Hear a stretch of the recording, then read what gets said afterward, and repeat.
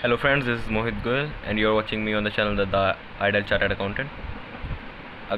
मैंने जो इससे पहले एक वीडियो डाली थी CACPT मैथ स्ट्रेटेजी के ऊपर, उसके ऊपर काफ़ी अच्छे रेस्पॉन्सेज मेरे को मिले और काफ़ी रिक्वेस्ट आई कि सर आप इकोनॉमिक्स के ऊपर भी डालिए। तो मैंने इकोनॉमिक्स के ऊपर वीडियो डालने के लिए भी सोचा क्योंकि आपके एग्ज़ाम्स जून में आने वाले हैं। और अगर आपने मेरी वो जो math strategy CACPT math strategy की वीडियो अभी तक नहीं देखी है तो उसका जो लिंक है वो डिस्क्रिप्शन बॉक्स में आप देख सकते हैं। तो आइए स्टार्ट करते हैं, आपका टाइम वेस्ट ना करते हुए स्टार्ट करते हैं कि कैसे आपको स्टडीज़ करनी चाहिए इकोनॉमिक्स में इस टाइम पे। तो सबसे पहले माइक्रो इकोनॉमिक्स की बात करते हैं। माइक्रो इकोनॉमिक्स तो मैं पहले सबसे पहले बता दूँ, डिस्क्लेमर देना चाहूँगा कि मैं ये मान के चल रहा हूँ कि आप लोग जो हैं सब कॉमर्स बैकग्राउंड स्टूडेंट्स हैं, तो इसलिए मैं ये प्रिज्यूम करूँगा कि आप लोग माइक्रो में स्ट्रॉन्ग होंगे। मतलब कि आपको इकोनॉमिक्स के बारे में कुछ हल्का फुल्की नॉलेज तो कम से कम होगी ही। इकोनॉमिक्स आपका मतलब कि आपकी इकोनॉमिक्स का बेस होगा आपका थोड़ा बहुत, मैं मान के चल रहा हूँ ऐसा। तो सबसे पहला आपका जो चैप्टर आता है वो है introduction to micro economics. Introduction to micro economics मतलब कि what is this introduction to micro economics. हम लोग 11th-12th से इंट्रोडक्शन टू माइक्रो इकोनॉमिक्स ही पढ़ते हैं। What is micro economics, what is micro economics, what is macro, what is micro, what is macro, what is micro, what is macro, ये हम लोग पढ़ते आए हैं। What is economics about, we all know what is economics about। definition and scope of economics, definition and scope of economics ये एक ऐसा मतलब कि पॉइंट है definition and scope of economics जिसमें माइक्रो में बेसिकली क्या होता है कि आपको डीप स्टडीज़ डीप नॉलेज हो तो आप किसी भी क्वेश्चन को आराम से टैकल कर सकते हैं। इसमें भी ये definition and scope of economics कुछ अलग अलग राइटर्स ने ऑथर्स ने अपनी अपनी अलग अलग डेफिनेशंस दिए। उन डेफिनेशंस को आपको याद करना है। उसके अंदर से क्वेश्चन किस तरह से बनेगा, कोई भी आपको डेफिनेशन दे दी गई है और ऑप्शन में आपको 4 नाम मिलेंगे, आपको टिक करना है कि ये बात किसने कही थी।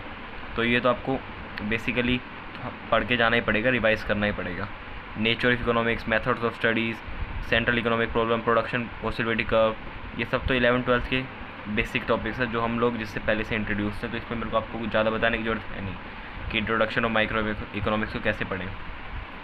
Theory of demand and supply, theory of demand and basically मैं आपको एक बात बताना चाहूँगा। मैं कोई हाई फाई मतलब कि कोई PhD वाला बंदा नहीं हूँ जिसने इकोनॉमिक्स में PhD कर रखी है, मैथ्स में PhD कर रखी थी। बेसिकली क्या होता है, एग्ज़ाम के टाइम में हमें कोई पॉजिटिव गाइडेंस चाहिए होती है। तो पॉजिटिव गाइडेंस के लिए ही मतलब कि मैं ये वीडियो बना रहा हूँ। बाकी आप लोग मेरे से ज़्यादा समझदार हैं, आप लोग मेरे से ज़्यादा अपने आप को जज कर सकते हैं कि आपको किस तरह पढ़ना चाहिए। लेकिन बस एक आपको थोड़ा सा पॉजिटिव माइंडसेट बनाने के लिए मैं बता रहा हूँ कि इकोनॉमिक्स जो CPT का CACPT का एग्ज़ाम का पेपर आता है, इकोनॉमिक्स हो चाहे अकाउंट्स हो चाहे मैथ्स हो चाहे लॉ हो, बिल्कुल आसान आता है, बिल्कुल ईजी पेपर आता है, कोई भी दिक्कत नहीं है आपको, बिल्कुल भी कहीं भी दिक्कत नहीं आएगी। तो अब देखिए theory of demand and supply. Theory of demand and supply में क्या है आप लोग को पता ही है, 11th-12th का सारा कंसेप्ट है, A to Z 11th-12th का कंसेप्ट है। खाली मैं बताऊँ, इसको हल्का सा टाइम देने की ज़रूरत है, रिवाइज़ मतलब कि आपको आता सब कुछ है। मेरे को 100% श्योर है कि आपको सब कुछ आता है इसमें। माइक्रो के अंदर आपको कोई भी ऐसी चीज़ नहीं है जो नहीं आती। तो माइक्रो के बारे में मैं डिस्कस करूँगा तो मेरे को लगेगा कि मतलब कि मैं आपकी बेइज्जती कर रहा है, ऐसा तो मैं किसी को ऑफेंड नहीं करना चाहता। मतलब कि आपको सिर्फ रिवाइज़ करना है, थोरोली इसको रीड करिए। माइक्रो इकोनॉमिक्स के लिए तो आप बेफिक्र होकर एग्जाम में बैठ सकते हैं। मैं मैक्रो के बारे में बता देता हूँ। मैक्रो में बेसिकली है क्या, मैक्रो में से क्या डेटास को अगर हम हटा लेना तो क्या बचता है, कॉमन जनरल बातें बचती हैं, सिर्फ और सिर्फ जनरल बातें बचती हैं। देखो जैसे मान लीजिए Indian economy and under developed economy, हम रोज़ सुनते हैं what is under developed economy, what is developing economy, what is mixed economy. जो अंडर डेवलप्ड है बिल्कुल भी मतलब कि डेवलप हो रही है, डेवलपिंग इकोनॉमी जो डेवलप हो रही है, अंडर डेवलप जो डेवलप बिल्कुल नहीं है, मिक्स्ड जैसे इंडिया है मिक्स्ड इकोनॉमी, हमें पता है क्या होता है सब कुछ।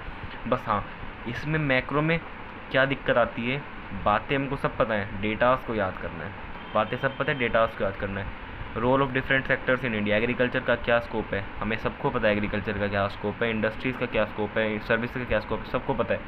खाली एग्रीकल्चर का कितना % लोग एग्रीकल्चर में जुड़े हुए हैं, क्या इससे कितना हमारे GDP को फ़र्क पड़ता है, ये सब डेटास जो डेटास को अगर हम याद कर लें किस तरह एग्ज़ाम से पहले तो हो जाएगा। इसके लिए आपको क्या करना पड़ेगा, अभी आप स्टडी शुरू करिए, अभी इकोनॉमिक्स पढ़िए, कोई दिक्कत नहीं है। और एग्ज़ाम से मतलब कि लगा लिए 5-7 दिन पहले इसको दोबारा थोरोली रीड कर लीजिए और एग्ज़ाम से 1-2 दिन पहले इसको जस्ट रीड आउट कर लीजिए, मतलब डेटा को स्ट्रॉन्ग कर लीजिए। 2-3 बार इसको पढ़ेंगे कुछ गैप में, डेटा एकदम स्ट्रॉन्ग हो जाएंगे, बिल्कुल भी दिक्कत नहीं आने वाली आपको मैक्रो में। तो बस थैंक यू, मैं आपको इकोनॉमिक्स के बारे में इतना ही बताना चाहता था कि आपको पॉजिटिव माइंडसेट हो जाए, आपको पेपर में आप डर के ना बैठें। Thank you, have a nice day, और do subscribe, do like my channel. अगर आपको अच्छा लगे तो please do share. Thank you.